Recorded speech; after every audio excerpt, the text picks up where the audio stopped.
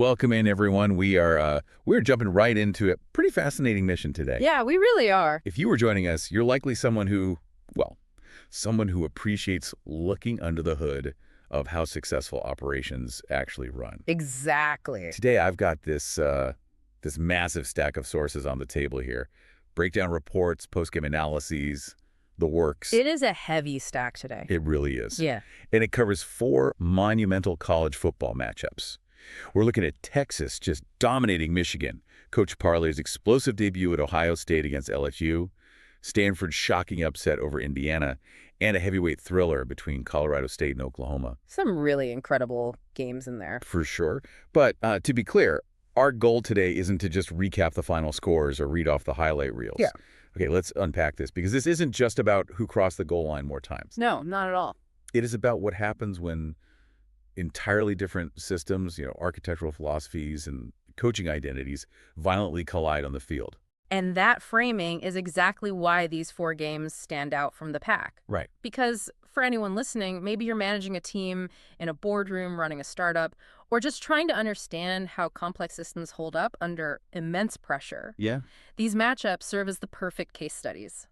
We are analyzing the architecture of winning.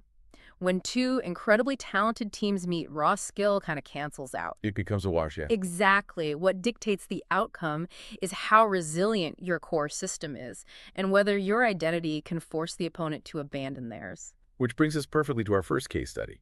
I mean, this was the ultimate identity check.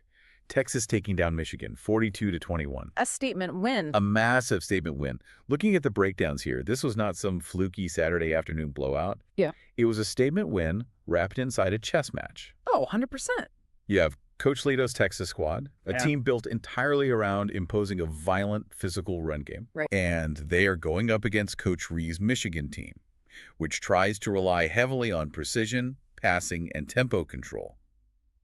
What stands out to me is how Texas didn't just win, they defined the very terms of the matchup. They absolutely suffocated Michigan. When you evaluate Coach Ree's system at Michigan, it relies on dictating the pace, forcing the defense to react. To keep them on their heels. But Leto flipped that. Texas used their physical run game to force Michigan's defensive front to hesitate. And that hesitation allowed the Texas backfield to just carve them up. And the stats from that backfield are jaw-dropping. Tracy Melton, number 29, the sources are calling it a Heisman-type performance. It really was. 12 carries. Yeah. 117 yards. Unbelievable efficiency. And 4 touchdowns. He was completely breaking Michigan's structure every time he touched the ball. And you can't talk about Melton without talking about Brian Punga. Number 26. Right. Punga perfectly complemented that attack. He was hitting the edges with violence and sharp angles. Michigan spent the entire game reacting to the run, totally pulled out of their own comfort zone. Here's where it gets really interesting, though. Texas quarterback Storm Bolin, number 14. Oh, this is my favorite part. I mean, he only threw 4 passes the entire game. 4. In modern football, that sounds almost impossible for a team that scores 42 points. What's fascinating here is the absolute discipline behind that stat line. Look at what Bolin actually did. 4 for 4, 81 yards, and a touchdown. Surgical. Exactly, surgical. The why behind this is classic Leto ball. Bolin didn't need volume. He threw only when Michigan completely overcommitted to stopping the run. Wow. It's a flex of total game control.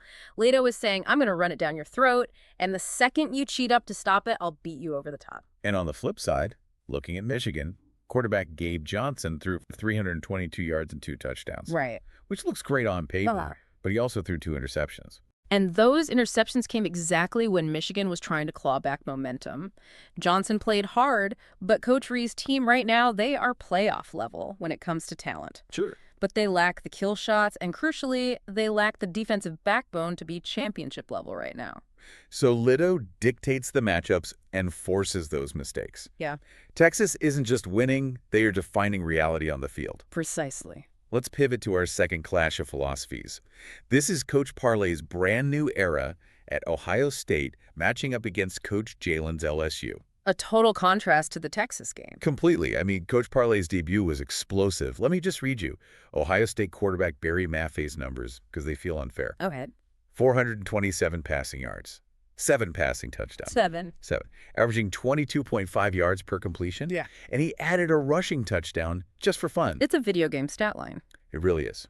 The sources describe Parlay's offense as a precision chaos hybrid. It just constantly spaces out the LSU defense. You had wide receiver Dwayne Darnold pulling in 149 yards on just 4 catches. Just massive chunk plays. Right. And then Shoemaker was the ultimate red zone finisher with 4 touchdowns of his own. How does a system engineer that kind of open space? If we connect this to the bigger picture, Parlay's system puts maximum stress on defensive communication. The chaos is the tempo snapping the ball fast. The precision is the route running. Got it. If LSU makes even a microsecond communication error, Maffey exploits it for a 20-yard gain. But LSU wasn't completely without firepower. No, they had moments. LSU quarterback Don Green was definitely a fighter. Yeah. But he was super inconsistent. 44% completion rate, 2 interceptions. Yeah, he struggled to find a rhythm. The wide receiver Rashawn Tigner was a massive problem for Ohio State. 150 yards and 3 touchdowns. Tigner was incredible, but you have to look at what LSU couldn't do. The run game. Exactly. Yep. Total inability to run the ball. Halfback Jeff Ecker had 13 carries for just 27 yards. 2 yards a carry. You can't survive on that. Because they couldn't run, Coach Jalen was forced into a completely one-dimensional game. But wait, looking at Ohio State, it wasn't a perfect operation either. The sources point out that Ohio State's halfback, Bagent, fumbled the ball 3 times. Right, which is usually a death sentence. Yeah, 3 turnovers on the ground is classic chaos. How do they win by such a margin with 3 fumbles? Because Parlay's system actually survives that chaos, the volume of their offensive output is so overwhelmingly high that they can absorb those mistakes. They don't need a methodical 10-play drive. They just need one broken coverage to score. So what does this all mean when we look at these 2 programs going forward? What's the takeaway? Well, for Jalen's LSU, it's a harsh reality check. They are talented, obviously, with guys like Tigner, but they are volatile and lack defensive structure. And for Ohio State? For Coach Parlay, it's a terrifying message to the country. His system travels, his quarterback development is elite, and he has instantly leveled up the program in Columbus. He's put everyone on notice. Absolutely. All right, let's move to our 3rd deep dive today. And this one is fascinating because it's about what happens when a highly structured system goes up against relentless creativity. This was the shocker of the weekend. It really was. Coach Jacoby Stanford absolutely stunning Coach Bones Indiana in a 58-39 shootout. Yeah. And the discrepancy in the box score is wild. Indiana actually outgained Stanford 521 yards to 431. Which is crazy to think about. Right. You outgain a team by nearly 100 yards and lose by almost 20 points. It just shows that empty yardage doesn't equal points on the board. Exactly. Let's spotlight Stanford's freshman phenom quarterback, Anthony Higgins. He delivered just absolute dual-threat brilliance, 7 total touchdowns. 4 passing, 3 rushing. Yep. And 0 interceptions. He was completely dialed in, aided by targets like Tavita UNI Street, who had that incredible 63-yard bomb. That throw was a beauty, but if you want to know why Stanford won this game, you have to look at the second quarter. The 28-point explosion. Yes. That quarter buried Indiana. What happened was Coach Jacoby's creative, balanced offense and high tempo completely overwhelmed Coach Bones' structured defense. Because Bones' system relies on control, right? Exactly. Bone needs his players in very specific, structured alignments. Jacoby pushed the tempo so fast that Indiana couldn't set their defense. But Indiana's offense was still moving the ball. Quarterback Shakir Stephen threw for a massive 428 yards and 4 touchdowns. True. And his targets, Garnies and Stingley, were going off. So what was Indiana's fatal flaw in this matchup? 16 rushing yards. Oh. That's the fatal flaw. For the entire game, Indiana had 16 rushing yards. That's practically nothing. Right. And to connect this to the listener, think about it like this. When your system relies entirely on control and structure, as Bones does, exposing it to relentless tempo can unravel it. But more importantly, if you can't run the ball in the red zone, those passing yards mean nothing. The field shrinks, and you have to be able to grind it out. Exactly. Stanford had red zone efficiency. Indiana just had empty yards between the 20s. It's a huge lesson for any structured organization. If you can't execute the gritty fundamentals when space gets tight, your high-level metrics won't save you. Spot on. Which brings us to our final source on the table today.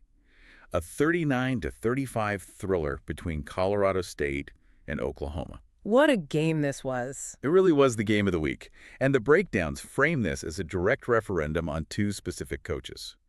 You have Coach Moo's calculated precision at Colorado State going up against Coach Joe's explosive volatility at Oklahoma. Stability versus spectacle. Exactly. Let's talk about the spectacle first. Oklahoma's firepower is just undeniable. Quarterback Ben Richardson threw for 349 yards and 3 touchdowns. I was slinging it. And he had this incredible weapon in Telvin Ezeke, a hybrid halfback and wide receiver, totally a Swiss Army knife. He was everywhere. 56 rush yards, 104 receiving yards, 3 total touchdowns. Coach Joe essentially had all the fireworks going off at once. But Colorado State had the response. Coach Moo had the answers when it mattered most. Let's break down Colorado State's quarterback, Titus Kramer. Please do. 288 yards, 2 touchdowns, and a 75% completion rate. He isn't flashy at all. No, not at all. The source material calls him a surgeon. That's the perfect word for him. Kramer just methodically took what the defense gave him. Supported by halfback Abdul Thomas, who functioned as their closer with 3 touchdowns, and wide receiver Byron McCracken, who had 131 yards. They were just incredibly efficient. But Oklahoma put up 35 points. They clearly have elite talent. This raises an important question, though, regarding Oklahoma's ceiling. Okay. Why does a team with such an elite offense keep slipping in late-game execution? Yeah, why is that? The breakdowns show that Coach Joe's teams are stuck in a loop. They put up big numbers, they have big moments, but they cannot finish against elite, disciplined coaches. Because they rely on momentum instead of execution. Exactly. It's a culture of volatility. And that's where Coach Moo's brilliant fourth-quarter poise really shine through. Yes. He didn't panic when Oklahoma hit those big plays. He controlled the tempo, and he trusted his system. Colorado State survives chaos. They don't rely on it. Which is the ultimate lesson of the game, right? It is. When stability meets spectacle, stability usually wins out. Colorado State is built for January. They have the foundation to win when the pressure is highest. That's such a great takeaway. Whether you're building a football team or running a company, you have to ask yourself if you're relying on spectacular moments or if you have the stability to survive the chaos. Exactly. So to kind of synthesize this entire deep dive for you today, we've looked at 4 distinct, highly successful blueprints. We really ran the gamut. We did. We saw Coach Leto's machine-like run game at Texas imposing its will. We saw Coach Parlay's precision chaos at Ohio State, proving that volume can erase mistakes. Right. We saw Coach Jacoby's tempo at Stanford breaking down Indiana's rigid structure.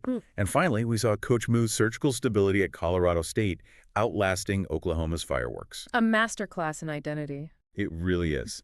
The defining trait of a championship team isn't just having the most talent. It's having a clear, undeniable identity and the discipline to impose it on your opponent, no matter what they throw at you. Thank you so much for joining us on this deep dive into the architecture of winning football. It's been a great discussion, and I'll leave you with a final provocative thought to mull over. We love watching the explosive, chaotic teams they make for great highlights that go viral. But ask yourself, in a world that increasingly rewards quick fixes and flashy disruptions, is ruthless, boring consistency actually the most dangerous weapon of all?